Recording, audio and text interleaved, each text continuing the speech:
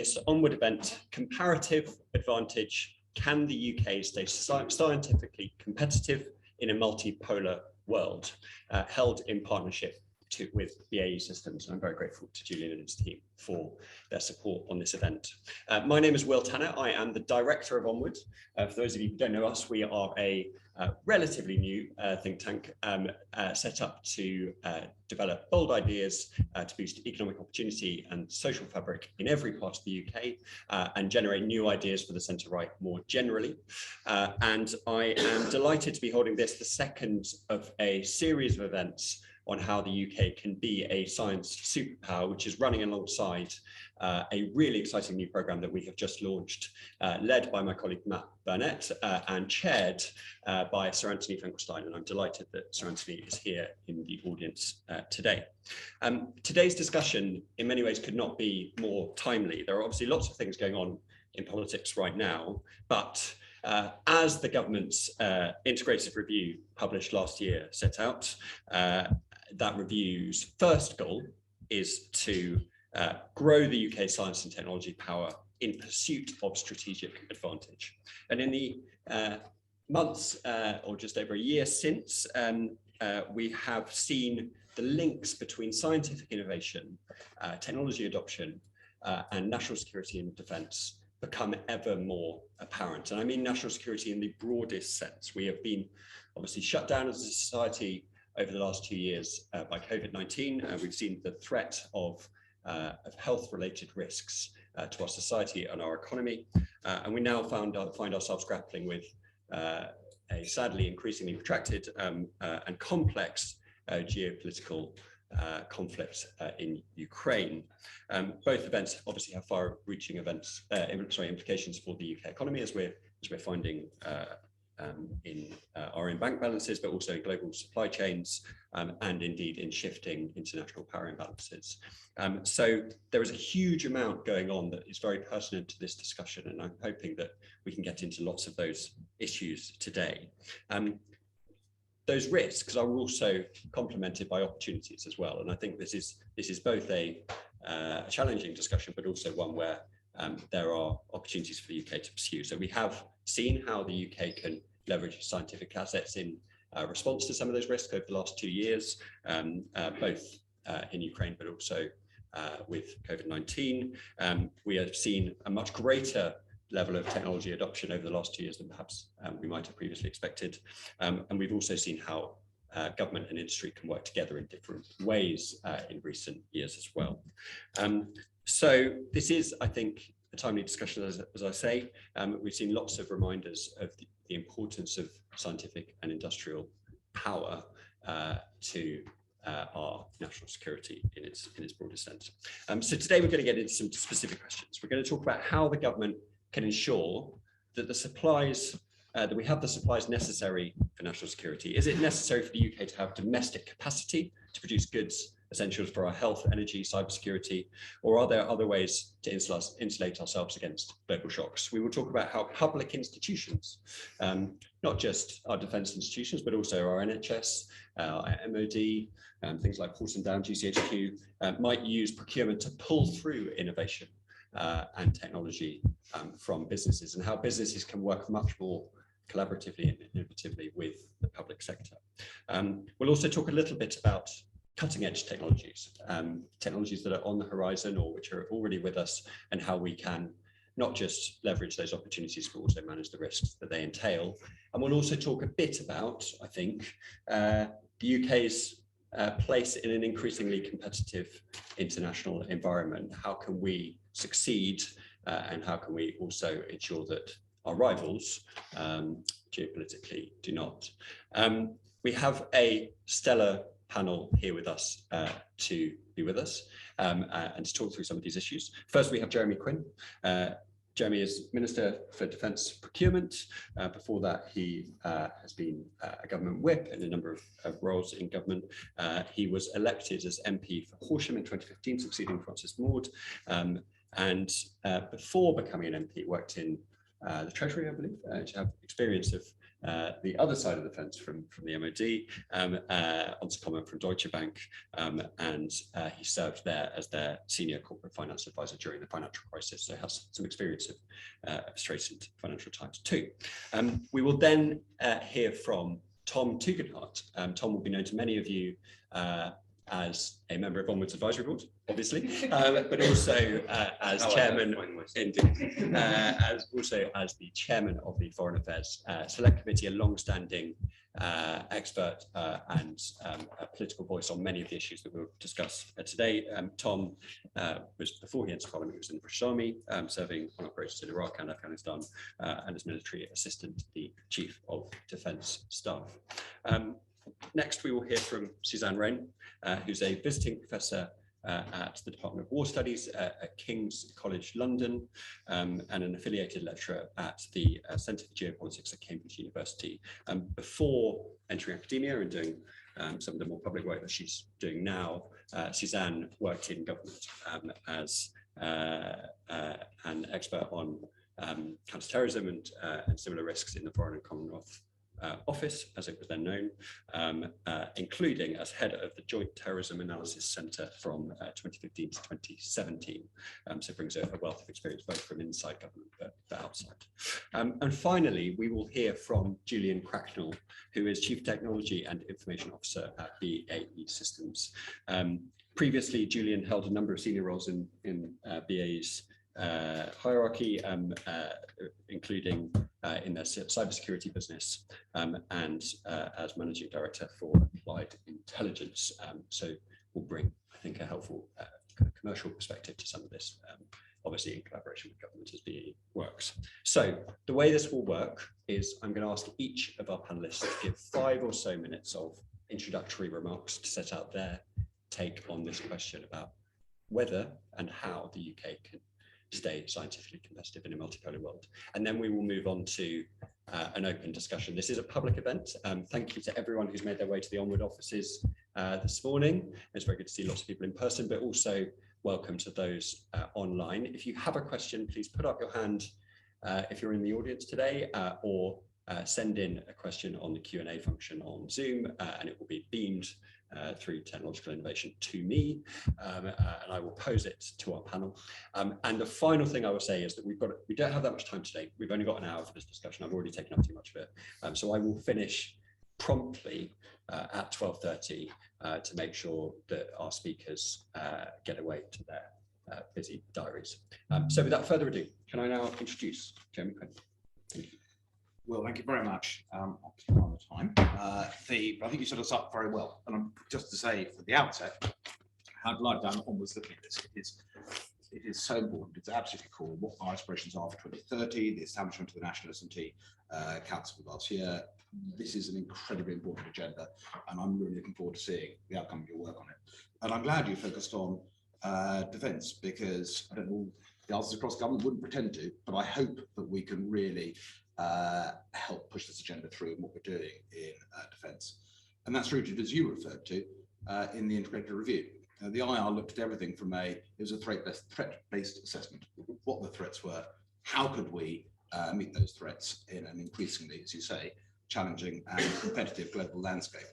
And I think that also recognised in the IR the deficiencies of the past. You know, I'm of the generation that can remember very clearly Berlin Wall coming down, 89, all that, and a sense that pervaded the West, including this country, that we won, everything was going to be happy, we can bank the peace dividend, everything's going to live happily ever after, and every country in the world will soon be a liberal, functioning Western-style democracy. That's not, as we all know, how it worked out. But that process post-89 led to bottom line, less money being spent on defence, and the easiest areas to cut in any organisation, pretty much, and we all know it, are spend on your infrastructure and spend on your R&D. It's a thing that you never notice in the first year, but it does catch up with you in year 8, 9, 10, 11, and that's, I fear, exactly where we ended up, and that was compounded. And I say this with deference to Tom, but when we were doing nasty, difficult, incredibly important work around the Middle East, and that required a thought process about immediate COTS and MOTS, what equipment could be brought through immediately to the front line, rather than necessarily focusing on peer adversaries. It's not what our adversaries were doing. They were investing, they were looking longer term, they were making those investments in R&D. I think the IR, I know the IR marked a turning point. So you saw a clear £6.6 billion, first of all, significant increase in investment. So the hockey stick happened in terms of defence R&D, and that £6.6 billion R&D ring fence, but for proper R&D, for SCARTI principles, really looking at the game changers that can really make a difference and make our adversaries think again. And not just in terms of Frascati, but there is inside our plans funding earmarked to bring those forward. So not only the academic research, but actually funding how we can actually bring that forward. We have the NAO referred to our equipment plan published earlier this year as not unaffordable. It's not exactly a ringing endorsement, but I'll take not unaffordable. It is a balanced equipment plan. We'll be putting out a capability plan in due course as well, which takes it even further. It's what we're going to be doing longer term, and that's been matched by a whole load of subsector plans from maritime through to space. And the key thing is ensuring that our friends in industry and academia know what our priorities are, know where we're investing, know what we need to achieve. And above all, for this discussion, the Science and Technology Strategy was the first we published. That was back in 2020. Earlier this week, I announced our Science and Technology portfolio. Clear areas of opportunity for companies and academia to invest in, and a clear signal as to where we're putting our money. I'm going to all of those, but I couldn't do it within 5 minutes. How are we going to achieve that? We set out in March of last year, thesis. A lot of thought went into what are the areas that we really need to keep for complete sovereign capacity. And they're obvious from nuclear through to Kripke, and they're set out in that document. But even beyond that, we view the defence industry as a strategic asset. Doesn't mean that we need to do everything ourselves. We can't. But I'd say it would be counterproductive. If we try and spend the same £1, $1, €1 on exactly the same bit of kit, we're doing ourselves no service when we look at the global world in which we are meeting the competition. But it is vital that we are investing in our own industry. There's a series of ways that we can do that. Some of them quite basic. So not deciding that kit has to be 100% perfect when it arrives. There is equipment I'm buying, which I know is not 100% perfect, but I know we'll be then investing in it. That spiral development, that keeps the skill base and it keeps people thinking about R&D into the future. Working with our good friends, BAE, but many others as well. There are other defence companies, I need to say. But for example, working with them on things like FCAS, Future Combat Air System, enormously important. We're putting 2 billion into it. I'm not allowed to say the exact amount of money, but there is hundreds of millions backing it up from industry working collaboratively. Working internationally, I say we can't do everything ourselves. The high profile things are AUKUS and again FCAS, but it's every level. So there have been 1,061 programs funded by DASA since 2016. We don't say that has to be UK only. So if you have a foreign partner and that's going to work well and that's what's necessary, within reason, obviously, we will embrace that. I think it's our openness to those sort of ideas is perhaps one of the reasons why we ended up getting Diana, the NATO innovation hub, to be based between London and Estonia for its European leg, working with DSTL and academia. So I was very proud to open the AI Centre in Newcastle. That's probably only 15, 20, 30 people. But the impact that's having in bringing together academia, DSTL, MOD, and industry, who I know have seen what's going on and want to be co-located, want to be part of that, is important. Last thing I'll probably say. We are in a harder world for achieving what we want to achieve in defence procurement for all kinds of reasons. But one of them, with absolutely no disrespect to BAES on my right, one of them is that some of my job 50 years ago, if you had a defence procurement problem, you could bring 5, 6, 7, 8 companies into your office and say, this is the problem, and can we find a solution? And someone in the room, or more than one, would be able to find it. Because invariably it involved getting 2 bits of metal and bashing them together to make a more sophisticated bit of metal. And we all know that the world has completely changed.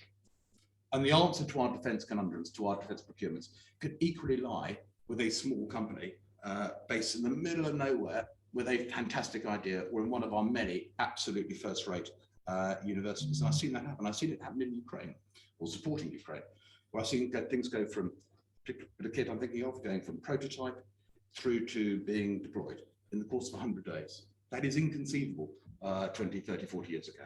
But it really can be done if we get our heads around it and actually get the best out of what is available, which is massive.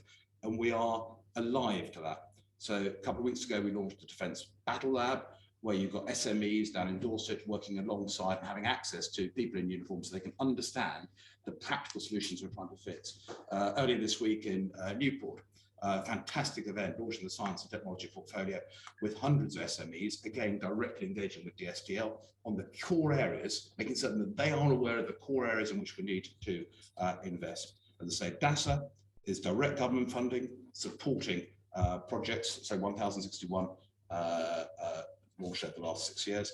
DTEC will be launching shortly, which is a way of getting the big guys in the industry to help support them, support the SMEs, and to pull through that technology. The government can't do this all alone, it'd be madness, but making certain that people have access and get through that. I would say we are on a long journey. Our biggest problems are maintaining our SQUEP, maintaining that spirit of innovation, and harnessing the brilliant work that is going on in universities. I think we can do all of that, and I think the integrated review and our approach to it is a good start. There's a hell of a work to do. Jeremy, thank you very much. That was a fantastic way to open the discussion, and there are a few themes coming out of that which I was just writing down about the importance of clarity, the importance of being strategic, not too tactical, and the importance of sovereignty and agility as well, speaking at the end. Tom, could I now come to you, please? I'm very pleased to hear Jeremy speak so positively. Forgive me, but I'm going to be slightly more cautious in my welcome of the government's efforts over a number of years. Because one of the points that Jeremy made, and made absolutely correctly, is the world has changed and is harder. And the reality is the dependence about which he speaks, whether it be a small chip or a piece of technology that we not only don't make, but can't make here, has changed the way we must look at procurement and changed the way we must look at supply chains. Because it's worth remembering that today we are fundamentally dependent on Taiwan to a degree that, well, the car industry can tell you, and anybody who's tried to buy a second-hand car recently will be able to tell you exactly why. Because the production of vehicles, the production of so many things is dependent on Taiwanese chip production, which is, of course, in turn dependent on high-purity silicon, which is made, 90% of it is made in China. We find ourselves dependent as well on extraordinary levels of gas and energy from our dear friends in Russia. We find ourselves in many ways transforming the way that we were going into one of greater dependency, and that is an issue. And some of that's just natural. You know, the reality is that it's very difficult to invest in semiconductor manufacturing. You end up down very, very narrow paths that TSMC, for example, has managed to carve a niche in and develop an extraordinary capability. That's certainly true.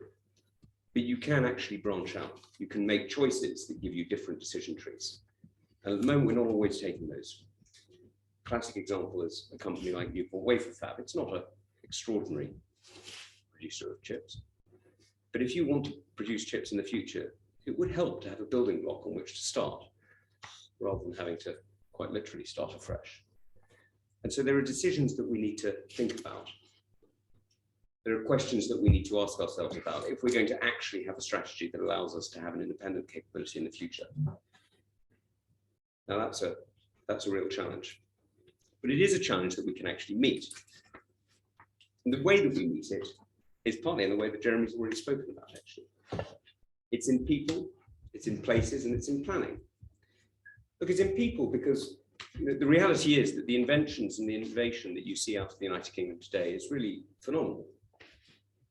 It is absolutely true to say that there is somebody doing something today in a university that none of us have heard of that is going to extend the lifespan of some people in this country by a significant period.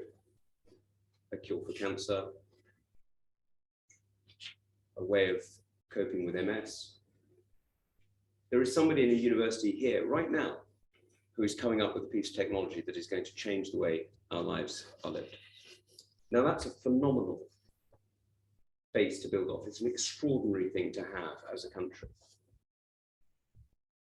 But it needs investing in. And this is where we need to talk about some of the work that others have done as well, in terms of T-levels, in terms of investing in the skills technology that really does transform education into output. And it's where we also need to talk about the way in which people work together, in which they share risk. The crude word for it is finance, but sharing of risk, sharing of opportunity, and finding ways in which you transform ideas into outcomes is something that this country can do. Though, in many ways, it still feels like it's easier to borrow money to dig a hole in the Congo and get some more materials out than it is to invest in a startup in Newcastle. It's not quite right, you get the illusion. Now on places, look, places matter. They just do. I'm lucky enough to represent a community in West Kent where cricket balls used to be made. And if you went to Edenbridge or Tunbridge 100 years ago, you would have found the manufacturers of every single cricket ball in the empire, as it was then. You'd have found people who knew how to recognize each other by the way in which they stitched the seam. And it was there because you get the specialization, you get the skills, you get the concentration of effort, of input, and therefore output. The same is true today. And I don't just mean because there are certain areas of China where all the cigarette lighters in the world are made, or all the hairbrushes and so on. But because actually, when you create a cluster around Manchester University, when you create a cluster around Newcastle, around Imperial, you start to transform not just the producer, not just the individual, and give that opportunity, but actually you start to create a virtuous circle. You start to be able to genuinely reach for the stars because you're getting people who are promoting each other, who are challenging each other and leveraging each other. But that's where it comes to my last point. It does take planning. Because our rivals, enemies, are not sitting back waiting. They are planning. They're thinking ahead. And they're not just planning one route. They're planning multiple routes with options at each stage. So this isn't a question of saying, invest in Imperial, or invest in Manchester, or invest in chips, or invest in composites.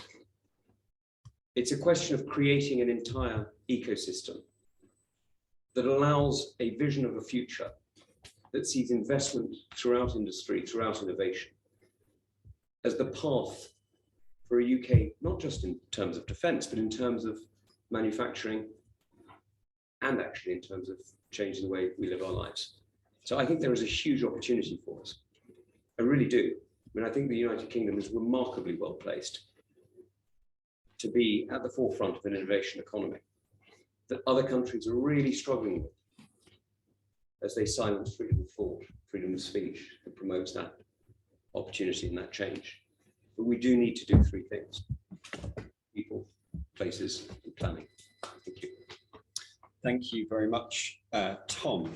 Can I now come to Suzanne? Thank you. So I think I'm probably going to start where you've left off. I'm here to sort of provide, I think, a bit of geopolitical input to a conversation about science. And if we're talking about being competitive, then we're talking about competition. And that's where we really have to work out who we're competing with and how we're doing the competing. So I'm going to talk briefly about essentially protection, dependencies, and thinking, how we do our thinking. So on the first one, protection, our competitors are not only our adversaries in this world, our competitors are also our friends. And that's something that's quite difficult for us to work out. If you look at, for example, the billions that the West is spending on developing quantum computing capability, we have in the UK a £1 billion quantum computing program. The Americans have one, it's bigger. The Germans have one, the French have one. They're all a little bit sort of similar. And then the Chinese have a massive one. you could argue that if the West wanted to be a serious strategic competitor in quantum computing, it should have one program to go up against the Chinese, where you would get the value of the diversity of approach that comes from British, French, German, American research and development. That's not going to happen. And it's not going to happen for a very obvious reason, which is we want this to be a British thing. The Americans wanted it to be an American thing. But if we were serious about competing with the Chinese, we would have a conversation about how serious we really were, how much we were prepared to develop our quantum computing capabilities with the French, for example. And I think the answer would be not very much. So it's not just about adversaries. We're actually competing with our friends, and that is complicated when you then start to ask about R&D and things and research alliances. Competing with our adversaries, of course, as Tom has said, there are really clear critical dependencies on our adversaries. And it's not just for the obvious things, it's for all the non-obvious things that are so non-obvious that none of us really understand, which is why the competition is so difficult and so unfair in a way, because who is it who really understands all those parts in the process? And the fact that nobody really understands all the parts in the process is relevant when we talk about how we are deciding what our foreign and defence and national security policy should be. So if we're talking about net zero strategy and the shift to non-carbon energy, we kind of all now get that there are critical metals and that there are refining processes that take place in China which are ecologically unsound and which exploit labour in a way that is unacceptable to us, but nonetheless that we're content to happen in China because we wouldn't want any of that nasty stuff actually happening here. You look at that and you think, okay, well, sooner or later we are going to have to talk about that if we want to meet our net zero goals, but also where are the countries that those critical metals, critical elements are? They're not in China. Some of them are in Europe, some are in Africa, some are in South America. What is our foreign policy? How is our foreign policy aligned to making sure that we have the right alliances, the right friendly relations with the countries that are going to matter, so that they sell them to us, not the Chinese or the Russians or the Emiratis or the Indians? And I think one of the things that the Russian war against Ukraine has shown us is we can't assume that countries we thought were on our side are on our side. So there's a whole load of middle countries who we're competing with for those resources in countries where we are not investing in developing relationships that mean they're going to sell them to us first. Then very briefly, a word on research and learning, higher education funding. So higher education funding hasn't really changed since 2012. The rates for student fees are £9,250 per student. That's not going to change till 2025. It costs on average £12,000 to educate a student in arts, humanities and social sciences, £20,000 to educate an engineer, and £50,000 to educate a medic. So there is a massive discrepancy between what university is being paid to educate someone and what it's costing to educate a scientist. How is that met? It's met through funding bodies, but it is met to an extraordinary degree by foreign students coming here and by wealthy foreign donors. And of course, it is not a given that those foreign students are coming from friendly countries. In fact, quite the opposite in many cases. And I think we need to, again, look ourselves in the face. If we're really serious about being competitive, how do we deal with the fact that our university system, our scientific research is being funded by competitor countries through this kind of system of sending huge quantities of students who are sitting in quantum computing laboratories in the University of Cambridge, the University of Oxford, the universities in London. How much of that bargain are we prepared to give? And in fact, of course, there's, Anthony, I'll be very interested to hear your views on that. There's also a driver for universities because, again, diversity is important. International research is the way that universities work. Collaborations are the thing that take innovation forwards. So where are the boundaries with national security there? And my final observation is about how government thinks. I was in government for a long time. I see departmental stovepipes, and I don't see investment in a government process of risk management, analysis and thinking. Government invests in doing. It has new initiatives. Every time it has a new initiative, it ought to think through how that aligns with all the already existing systems. It seldom does. To get this right, we need almost every department. So we're talking about BEIS, Education, DEFRA, MOD, Home Office, particularly for visas, Foreign Office, Cabinet Office, the Treasury, DCMS, etc. Who does the thinking that brings together the insights and knowledge that they all have, the government, business, academia contacts that they all have? Where does it all come together in government in a systematic way? Through a risk management process, through an assessment process. And the answer is that nobody ever writes an integrated review about how government's going to think, because it's boring. But if you can't put the effort into that, you're going to continue firing off chaff without being sure that you've got a strong centre. Thank you. Suzanne, thank you very much. There's a lot that I'd like to pick up in that chat remark. Julian, I come to you. Thanks very much. So Suzanne's providing the geopolitical context. I'm going to talk from an industrial point of view about science and technology.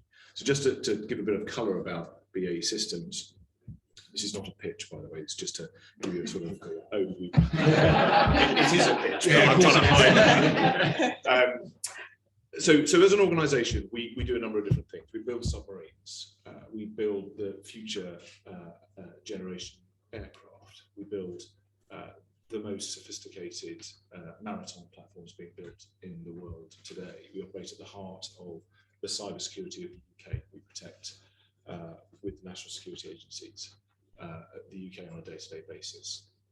Some of these activities are the most complex engineering that is happening in the UK and arguably in the world today. And to do that, it relies on clarity of direction.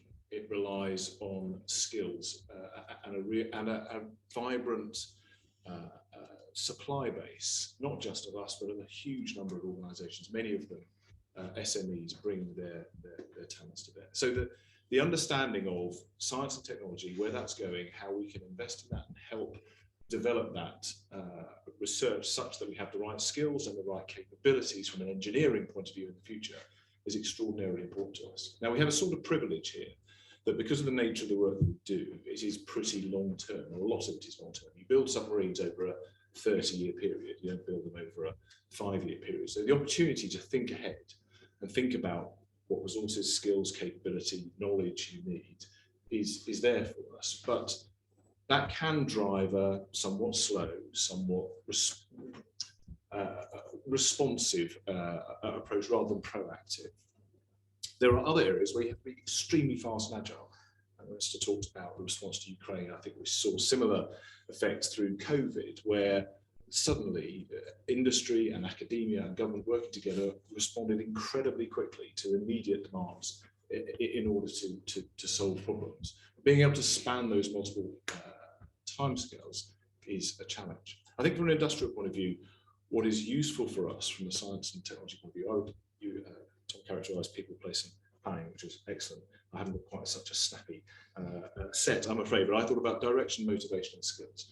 So direction is really important for us to get a clear sense of where are the government's priorities. We can't be successful across everything, so we have to focus our attention into a smaller set of areas. So having a sense of where do we think the strategic risks and challenges for the UK are is really helpful. And I welcome the paper that was published earlier this week and the clarity from the IR. I think it gives us a framework for us to focus our investment around. Second is around motivation. I would love to be able to say that all of our investment is driven through entirely altruistic reasons to further the sum of human knowledge. That's not really true.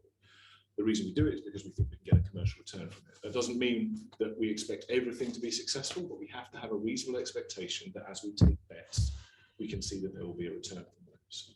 And there are various things that drive the environment that encourage us to behave in certain ways. So things like tax credits do drive a certain amount of behaviour. Possibly not quite as much as people might expect, but it certainly is a contributor.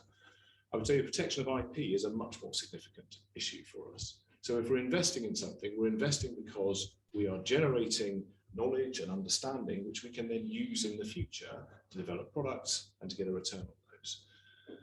For a global organization like us, we have to think about where do we invest our capital. And I would say at the moment, the IP regime in the US is considerably more advantageous than in the UK. So when we think about where are we going to invest our research pounds or research dollars, they become dollars because it just makes sense for us to do that. And I think that is something we should reflect on in order to maintain the sort of vibrancy of the UK scientific research environment. The third point is around skills. So skills is a massive challenge at the moment. It's an enormous challenge driven by some extremely serious but relatively short-term effects. But actually, over the long term, skills in science and technology is a really significant issue, and that goes from kids at 11 deciding whether they're going to start specialising in arts or science, all the way through to university research and beyond.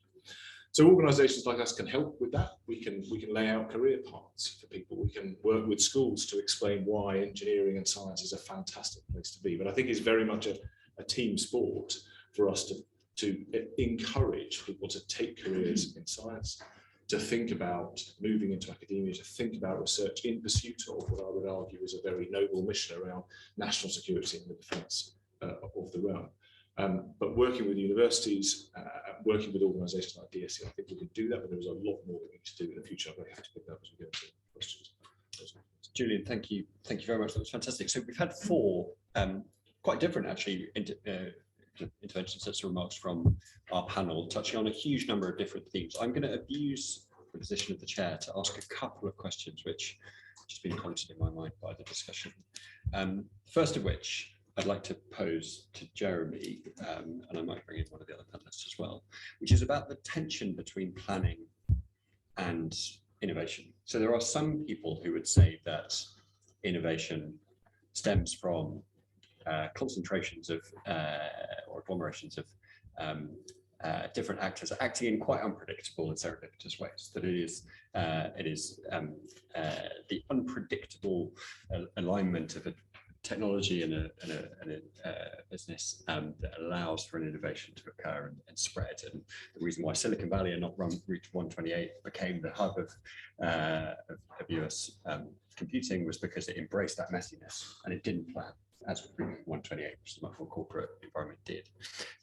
How does government think about this? Is your view that we need to become more of a planning government when it comes to driving innovation, delivering systems, as Suzanne said, kind of be a bit more directive and think about international alliances within that? Or do we want to lean into some of the creativity and the kind of messiness that can drive innovation? Both. But I'll explain why. Let's not just get out. I think if you are looking after taxpayers' money in defence, you have obligations and you have responsibilities. And above all, we've got both towards defence. So through the science and technology strategy, through the portfolio published earlier this week, through DESIS, we are very clear as to what our priorities are. We've clarified exactly where we want to put money, be that in the 4 Cs, be that in foam, freedom of access and maneuverability, being able to, on hull power, but that's directed energy weapons, etc. There's all there. People know what we're aiming for, some threshold. They know what we require. So you need to have that element of planning and direction so that gentlemen on my right, many others, can turn around and say, yeah, if we put our resources behind that, if we co-invest in it, if we work with SMEs in it, there is a return at the end of the day. I don't expect people to do it for free, so they need to know there's an output. Then you say, well, why is it both? I know there are a multitude of areas where investment in things that really matter for defence, which is very wide ranging. If you look at some of the armour protection we're looking at, some of the industrial chemistry we're looking at, it has a messiness about it. And I'm not going to constrain people. If some developer, some SME finds the breakthrough technology of defence, but realises that it's got civil application, and they nearly all have, and they can work in a cluster to develop that, that is fabulous. And I think this is just one example about how government, if government tries to direct everything, it will never work. If government says these are our priorities, but there will be spin-offs, you will see advantages, and we're going to support you to develop those, I think that's where you get the best of both worlds. That's why I said both. Thank you. Suzanne, can I bring you in on this specific question about the tension between planning, specifically with regard to competitiveness? So you mentioned kind of international alliances, whether or not we should be doing more with other countries. Some people would say that the West's great advantage over China is actually that it is much messier and much less directive and command and control, and that China might be able to come up with 5-year plans, but actually the innovation they get out of it is much less. What's your response on that? So I think that was the narrative that we used until we realised that China's really good at innovating as well. Right. So I don't think that's true anymore. Okay, I yeah. understand that isn't true anymore. Yeah. But I think, and it's really interesting question. I'm a huge enthusiast for the chaotic innovation, for interdisciplinary activity, and I think we have to have that. Basically, you have to create space to let that happen. I'm also, as a former national security person, I am very pro being directive in certain areas. So why didn't we invent the 5G thing? Is because, again, we were much more interested in inventing fancy software so we could play games on our phones than understanding that somebody had to make a bit that made it work. So there are clearly elements where you need to say, we need this. We need the underlying stuff. We have to protect it. This has so there has to be that planning there, and both is right. But the bit I think where government gets confused is it falls so often into a supervisory mode. And if you just look again, Anthony will be able to speak in far more detail than I. But the government's just so the higher education system has just been through this what's called the REF, the Research Excellence Framework, which evaluates research and teaching across the higher education sector. It's an enormous amount of effort for everybody involved. It evaluates all the research that the academics are doing in order to work out essentially where it's good and what's having impact. And I don't know the answer to these questions, but I would say, how much time and effort, and therefore money and teaching time, did that process take? And what has been the impact of that in terms of reallocation of funding towards different things, taking it away from something that wasn't working, putting it towards it? And I think that the answer is going to be, it cost an enormous amount of money, and the net result of that is going to be tinkering around the edges. I think the answer. So that's the thing where you've got to look at yourself really hard and say, we just move incrementally, constantly towards more and more supervision, as though that's the solution. And I would say, actually, we should be very directive on one hand, and actually less supervisory, more trusting on the other. Can I just follow up? Yeah. So I think to both of those points, really, there's a sort of, if I look at it from a commercial perspective, there's a very broad spectrum of that, from that kind of very directed, very clear framework through to really quite messy, quite innovative. So you cannot build submarines in an iterative, incremental way. You have to have a pretty clear idea of where you're going when you start out. You might develop that over time, but nonetheless, once you start, to use your point earlier on, taking 2 bits of metal and bashing them together, which we do a lot for submarines, you've got to have a pretty clear idea of where you're going. If you're thinking about defense of cyber in the national security space, I couldn't tell you what the threat tomorrow is going to be. So you have to have a very, very reactive model, very, very tight relationship between the customer and the supplier and the supply chain to be able to respond to those things. But I completely recognise the point that Jeremy makes about the protection of taxpayers' money. And it is quite difficult to do that latter stuff and be able to demonstrate with real clarity how you are getting good value for money for taxpayers' money. And my concern is there's not enough of that fast-paced stuff. There's too much of the big rigid stuff. And the space for innovation around the middle gets quite crowded by commercial conversations about why we should be having this particular conversation with you or with somebody else. How do we know we're going to be able to get good value for money out of it? And I think that can stifle innovation at times. It'd be interesting to find ways to try and unlock that. Can I start very quickly? I apologise, but just to say, the one thing I absolutely recognise, value for money for taxpayers does not mean that everything's got to succeed. If you sit there waiting forever, so I can guarantee, Minister, if we put money into this, it'll work. Okay, I know that's not how science and technology works, and I absolutely make it clear to Disco and others, we're going to put money into things, it's going to fail. If we're not failing, we're not trying. You're not pushing the envelope. You're not getting out there. So I recognise we'll have a failure rate on the programs we fund. All I ask is work out it's going to fail early, and then let's pull the money and put it somewhere else. Yep. So don't think that I'm trapped in a walk where you have to have success. Success can be deciding something doesn't work. Yeah. Looking another way. Thank you. Tom, I'm going to ask you one question, then I'm going to come to the audience, both online and in person. My question for you is about the strategic dependency that Suzanne talked about. So you've spoken a bit about universities in the past, foreign students. How do we change that? Do we require a fundamental reset of the incentives for things like our higher education system in order to incentivize things that drive resilience and a kind of different type of model? Or, realistically, how do we get around that? Because we have a whole system that is built partly on strategic dependency of. So Onward has written some pretty innovative policy papers that I can see there's a new one about to be written on how to reform higher education. In a snapshot, the reality is that higher education provides many different functions, and some of them are able to be looked at in different ways. Now, one of them is the investment in the partnership that universities have with corporates. Now, that is done extremely well by many universities, not just the most famous ones, but by many universities around the country. And it's done less well by others. And finding ways in which we can ensure, as Suzanne put it, that you have other forms of funding if the government is not going to step up. And of course, stepping up means at this point, it means putting the burden onto young people who are already paying higher rates effectively of marginal tax when they pay back their student loans than many generations before them. You see a need to look at it differently. But I think that the point is not to turn against foreign students. The point is to be aware that strategic dependence on any single group of foreign students who can be pulled or moved by autocratic regimes does put a dependence into you. And it also means, I'm afraid, that you do need to look at where individuals are studying. I can describe a particular program in the United States where the program was being conducted on behalf of the Department of Defense by a certain university under the guidance of a certain individual.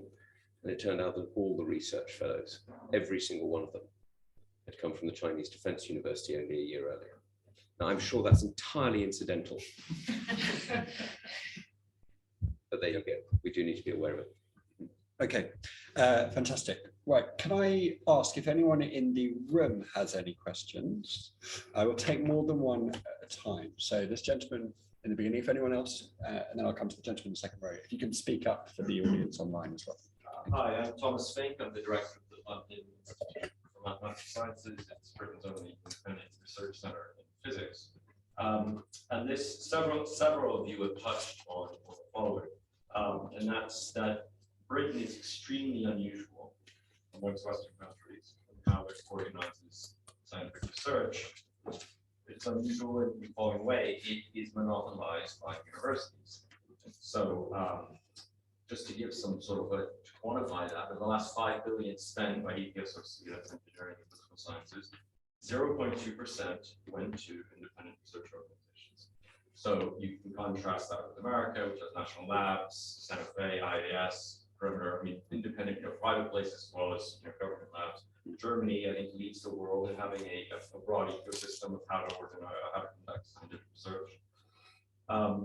David Willits makes a very nice point on the problems of this, and that is that because we both teaching with research universities, everybody people are hired to teach. They're given allocated time to do the research. So the research capability of this nation is determined in a very real sense by the A-level choices of students, right? You've got to get in the teachers and then they do the research. So that's to my mind, a fundamental problem. But another problem, which I think is equally as pernicious, is that because there's this very bizarre monopoly on how to do organized research in this country, you don't innovate the models for organizing science, right? Meaning that the model we have now is basically a 200-year-old German model from Humboldt, where so teaching research was bolted together.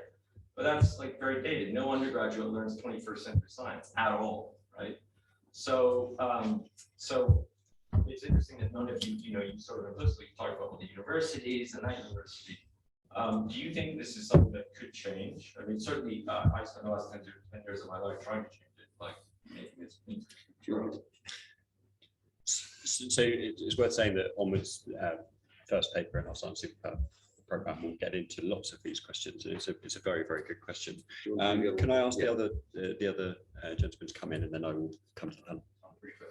Yeah, Oscar from the Research Unit. And my question to the panel will just be, what do you think the reasons for there not being a correct question about where is the British Google?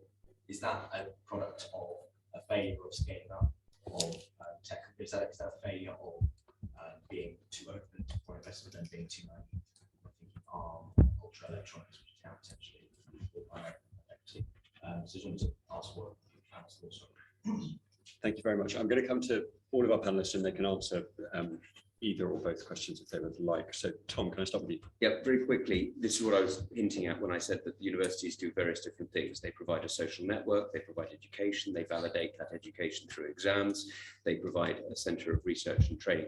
Those are not all necessarily a single function that needs to be provided in a single place. And that's where, if you're serious about rethinking higher education in the United Kingdom, there are examples and models where the French, for example, do much higher level specific training in certain technical areas. The Americans do a lot more private enterprise. The Indians do a whole bunch of different ways of focusing the scientific training. So I think I think you're pitching to work on the policy paper that Will's going to commission any minute now. And your question about Google, I'm afraid there are British Googles. The problem is they then get bought. I mean, a classic example of this is, I would argue, the two great strategic failures of the United Kingdom in the last 20 years are allowing ARM and DeepMind to go. DeepMind was sold to Google, and Google has been a fantastic incubator for it, and has done absolutely brilliantly with it. And although DeepMind is here, the reality is that many of the spin-offs that would have created or would have been the benefit of having as you put it, a British Google, a sort of British unicorn, have been started in the West Coast. Not all of them, but a significant number of them. And so you've lost that cluster effect because you simply don't have not only the shared exploitation, as it were, the shared innovation, but nor do you have the venture capital spilling off the people who've invested early on or owned stock early on and are now creating effectively a sort of a seeding bed for future innovation. Now, I made this argument recently in the Financial Times that ARM, we've got a second bite of the cherry on ARM. First bite in 2016, I think we made the wrong decision. But for various different reasons, it's now on the market again. We need to think really hard about what it means to control technology into the future, because the point that Suzanne was making quite correctly about 5G only stopped because we voted down the government. Mm-hmm.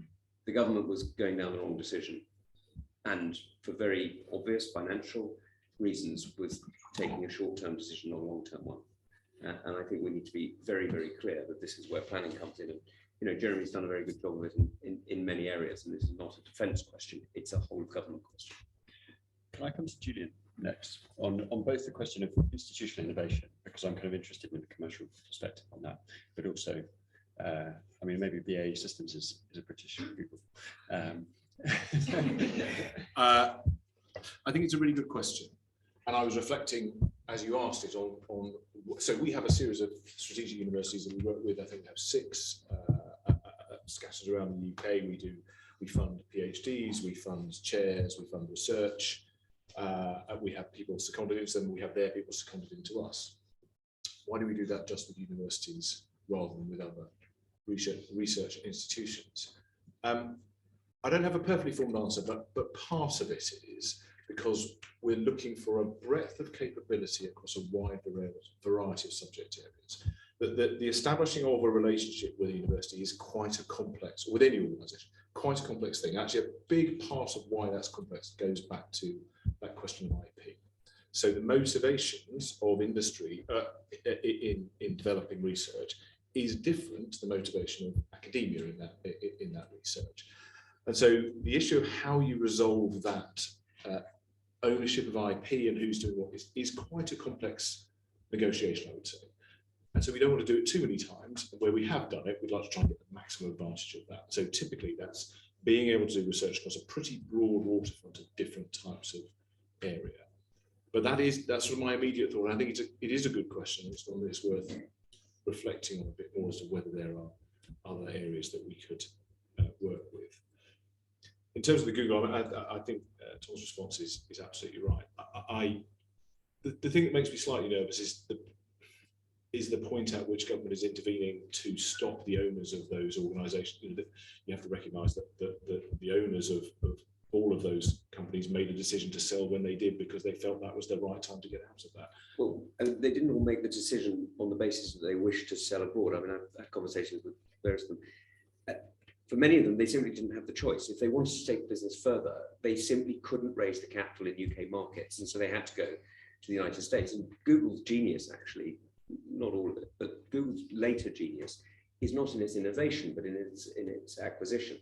You know, what Google has done in the last decade is to buy the most phenomenal range of startups, and that ability to leverage capital is something that we have not structured in the UK, and that means that you can't raise and you can't spend in the same way. Yeah.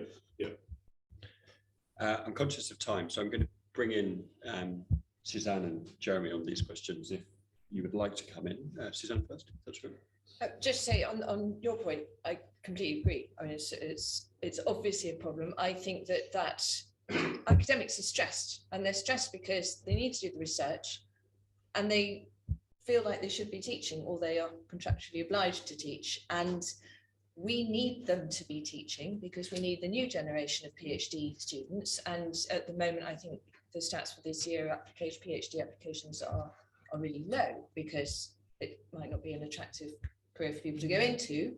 So there's a whole set of things that aren't quite right there at the moment. And I think that is creating some stress and pressure on the people that we really depend on to do the research. Excellent question. I think let's not, I know you're not, forget about some of the amazing research institutes we do have in this country, CRIG and the like. There's also within the public sector, the STL, fantastic role it has in the MOD. I do though recognise the statistic. I mean, it's simply the case that our focus is on universities, elsewhere it is on the national laboratories. The only thing I would raise though is we know the outcomes we want to get. There may be a UK way via universities of achieving those outcomes rather than saying the whole system's flawed. Let's go down the national laboratories route. And what Julian was saying about working with universities, there's a lot more of that going on now than there were 10 years ago, and there'll be a lot more again in 10 years' time. And if we can get those commercial links, and look at the number of spin-offs coming out of universities, another great success story. So I recognise the statistic, I recognise the issue. It's not clear to me that there isn't potentially a UK solution that might be better for our system and have a better long-term effect. So I think we should be aware of the question, but onward, I dare say, we'll produce some of the solutions. Well, I hope we will. We've got a couple of minutes left. I wonder, Anthony, would you like to come in and ask a question? Thank you. Feels remiss not to ask. The first is an interest that I was very interested in the question asked, and I think to a certain extent we will expect some partial response from the nurse review, which is going to look at the balance in the UK research ecosystem. My own view is that universities are astonishingly flexible institutions which can adjust, and it is the rather peculiar structure of financial incentives which has generated some of the less desirable behaviours that we've seen, perhaps particularly the structural underfunding of research. My only other brief observation, conscious of time, is that a number of very interesting examples have been raised: quantum, Newport Fab, 5G, and underneath those headlines, an astonishing degree of strategic analytic complexity. And I do think we need a more planned and more strategic approach. I'm not sure we yet have the analytic capacity to actually deliver to actually deliver on that decision making. So how exactly do we establish that the sort of optionality which, say, maintaining a fab capacity in the UK provides? Where exactly do we need the capacity in concert, because we're not going to be a device manufacturer. And maybe the very last point, the question about strategy versus planning versus a more a more emergent approach. I think we need to be planned about our problems, our challenges, and emergent on our technological environment. If we can get that right, again, depending on the strategy analytic capacity, we'll be okay. Well, that's a fantastic way to end the discussion, and actually a brilliant way to tee up the remaining sessions in this series, and indeed our Science Superpower research program. We will be looking at a number of those questions over the coming months and years, so I would urge everyone to engage with Matt Burnett and Maria Priestley, who's here somewhere, about that program. We're very keen to talk to all of you. I'm not going to try and sum up this discussion. It's been a very rich discussion. We're already over time, but just to say thank you so much to everyone for joining. Thank you in particular to BAE, but also to the other sponsors in our Science Superpower series, Securius, Relics, the Gates Foundation, and others. Yeah, I'm particularly grateful to our 4 fantastic speakers for giving up their time, their thoughts, and giving us so much to think about today. So if you just join me in giving them a round of applause.